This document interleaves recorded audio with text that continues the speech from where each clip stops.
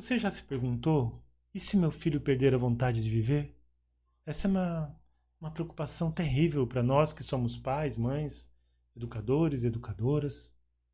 Mas há caminhos, há esperança. A valorização da vida começa pela forma como nós acolhemos nossas crianças, validamos seus sentimentos, ajudamos-as a encontrarem suas forças autênticas. E tudo fica ainda melhor quando a gente as ensina a cultivar o otimismo e a encontrar motivos para se engajarem com a própria vida.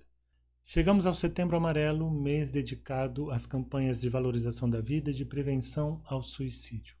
E não há nada mais apavorante do que ver os números de suicídio crescentes entre jovens e inclusive entre crianças. Quando acontece, vem logo aquela pergunta perturbadora: e se fosse meu filho? Nesse nosso primeiro vídeo sobre o tema, eu quero demonstrar como a psicologia positiva pode contribuir, pode nos ajudar a enfrentar esses desafios, em casa, na escola e na sociedade como um todo.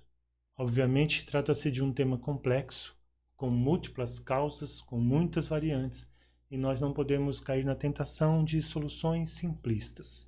Mas sim, a ciência do bem-estar, a psicologia positiva, já nos oferece alguns caminhos possíveis, se não para todos os casos, para muitos deles.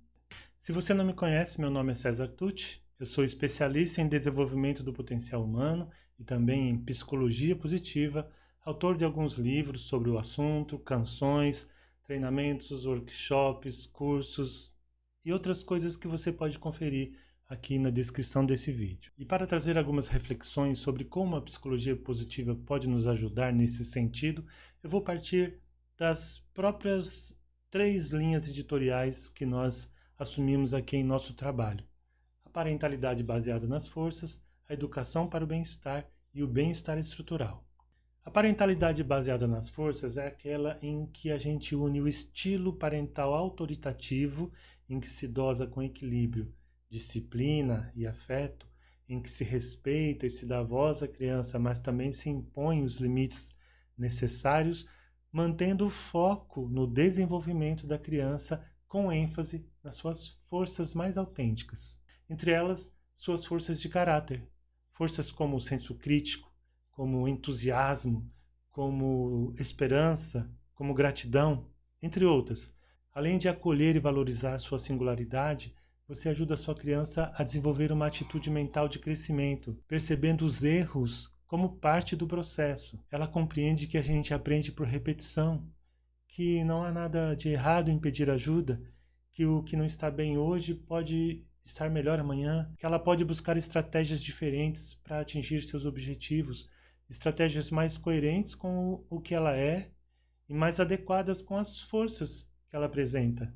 Pais e mães que adotam essa abordagem, desde cedo passam a observar as forças, os talentos, as inteligências das suas crianças, criando um ambiente seguro e favorável à exploração dessas potencialidades. Crianças assim acolhidas e valorizadas tendem a desenvolver um conceito positivo sobre si mesmas, se sentem fortes e mais preparadas para enfrentar os desafios da vida que naturalmente e que com certeza surgirão. Esta é sem dúvida uma forma de semear e desenvolver resiliência. Já a educação para o bem-estar, também chamada de educação positiva pelo Martin Seligman, um dos pais da psicologia positiva, é a união das melhores práticas educacionais e pedagógicas com o ensino dos pilares da ciência do bem-estar. Em outras palavras, é levar os pilares, os princípios, os modelos da psicologia positiva para o ambiente escolar. De forma bem resumida, além de aprofundar os conceitos como forças de caráter e atitude mental de crescimento, já citados anteriormente, são realizadas dinâmicas e intervenções em sala de aula, nas próprias aulas ou nas diversas dinâmicas educacionais propostas para ensinar crianças e jovens a cultivarem as dimensões do bem-estar, dimensões como emoções positivas, engajamento, inclusive engajamento com a própria vida, relacionamentos positivos, vida significativa, o senso de realização e de autorrealização e o cultivo de hábitos saudáveis. Mas não só. Os trabalhos mais completos envolvem não só as crianças, não só os estudantes, mas toda a comunidade escolar, o corpo discente e o corpo docente. Programas desse tipo realizados em várias partes do mundo melhoraram significativamente a disciplina e o clima escolar, impactaram positivamente no desempenho acadêmico, aumentaram os comportamentos éticos e colaborativos. E aquilo que mais nos interessa aqui nessa análise, diminuíram os índices de depressão e de ansiedade.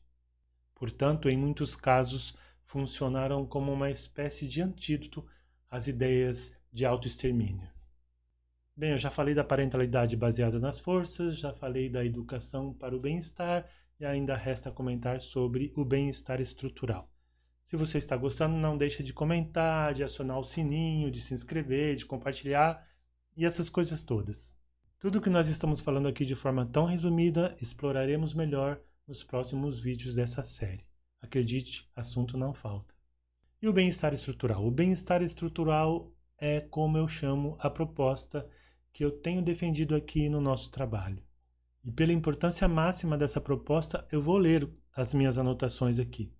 Se não há bem maior do que a própria vida, nem interesse maior para nós que somos pais e mães do que a felicidade das nossas crianças, não pode haver objetivo mais importante para a sociedade do que, por todos os meios possíveis, através de cada instituição por ela criada, apoiada pelo seu conjunto de leis e de políticas públicas, promover o bem-estar das pessoas desde a primeira infância.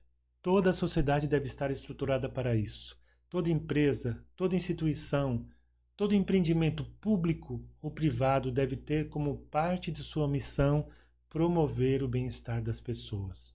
E mais do que isso, o acesso às fontes do bem-estar devem estar ao alcance de todas as pessoas, de uma maneira geral, generalizada, não apenas ao alcance de alguns poucos privilegiados, que podem pagar por essas fontes de bem-estar. E por que isso interessa ao nosso tema? Porque cuidar das pessoas também é valorizar a vida. É ensinar essas pessoas que a vida delas vale a pena, que a vida vale a pena, que viver vale a pena. Não apenas através de discursos, mas pela adoção de políticas públicas de promoção do bem-estar, que concorram na prática para a saúde física e mental das pessoas e para o cultivo das diversas dimensões do bem-estar. A valorização da vida e a prevenção do suicídio também não pode ser apenas um esforço individual. Aliás, o suicídio é um problema de saúde pública.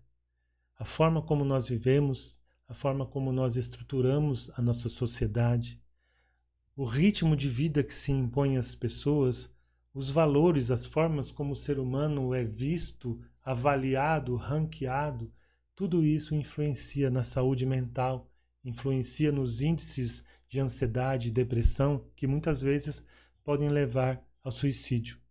Nem todos os casos de suicídio podem ser evitados, mas muitos podem, pela nossa ação consciente e intencional, em casa, desde a infância, com nossas crianças, na escola, na forma e no conteúdo daquilo que nós ensinamos para essas crianças e também na maneira como a nossa sociedade se organiza. Nós falaremos mais sobre esse assunto, mas por hora eu quero saber se fez sentido, se faz sentido para você. Deixa aqui seus comentários para eu entender. E se você ainda não se inscreveu, se você ainda não curtiu, se você ainda não comentou, ainda dá tempo. E você encontra aqui na descrição do vídeo outras maneiras de saber mais sobre nós. Então, vamos juntos?